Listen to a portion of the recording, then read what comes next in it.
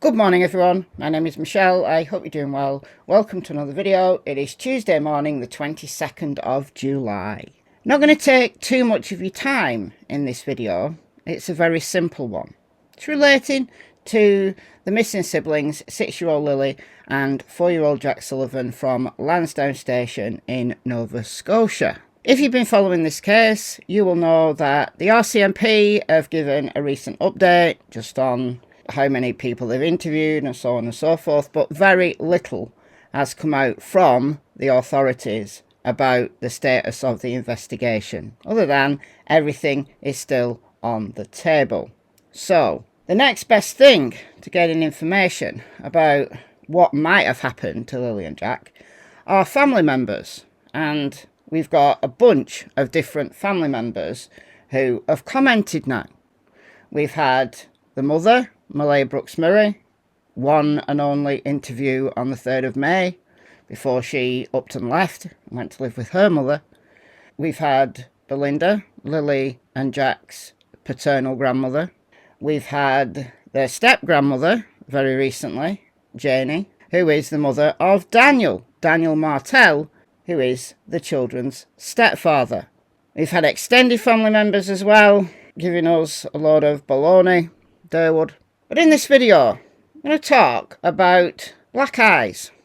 Let's go.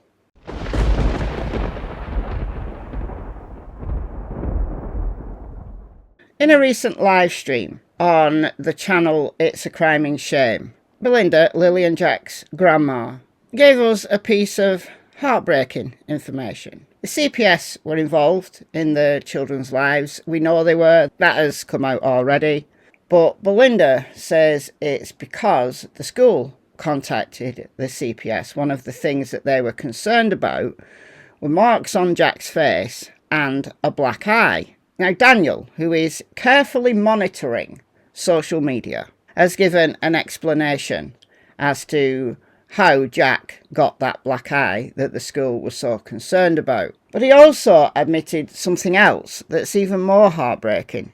Okay, so this is a couple of days ago, and someone's took this screenshot from the chat of one of It's a Crime and Shame's live streams, where Daniel says, Lily gave Jack the black eye in that photo. So, Lily, punched him? Hit him with a toy? What did she do? I don't know. But that's Daniel's explanation.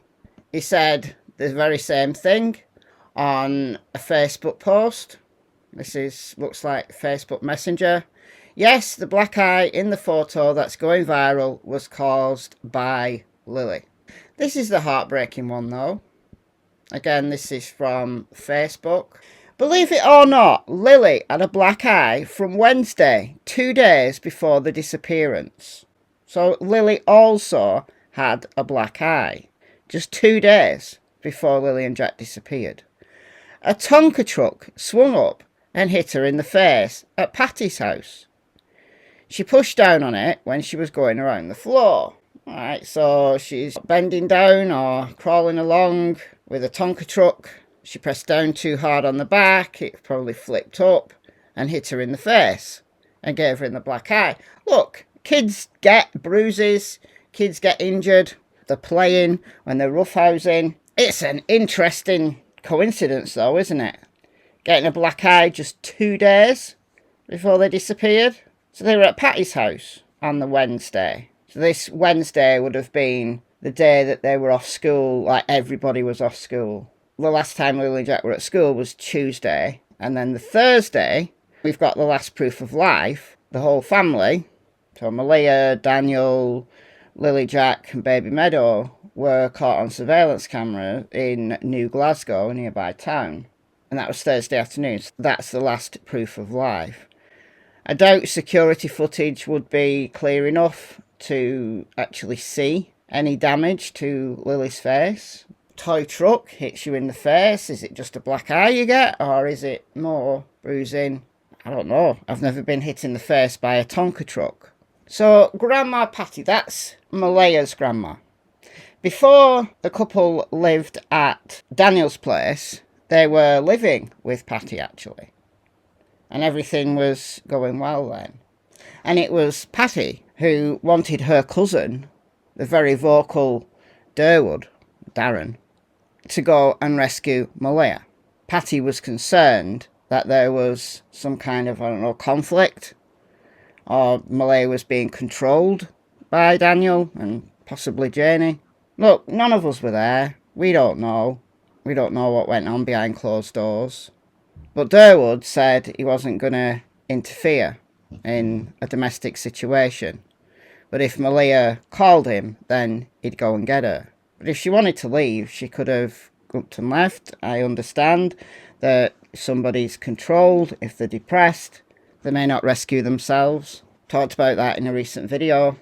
But what was going on behind closed doors here? Like, Daniel's happy to admit that the kids did have black eyes. No one would have ever known that Lily had a black eye 2 days before she disappeared if Daniel hadn't mentioned it, because none of Malia's side of the family are talking apart from Durwood, and he's on Daniel's side. He's deflecting everything away from Daniel, and he's mad now because people don't believe him. It's a ridiculous story that he told. He told a more convincing story, and then, I don't know, it may have been more successful. But what do you think? He's clearly not concerned that these kids are getting black eyes. Happy to tell the world that Lily had a black eye 2 days before she disappeared. Okay, I don't know what to think now. But I've had a bad feeling about this case from the beginning. I've said that so many times now.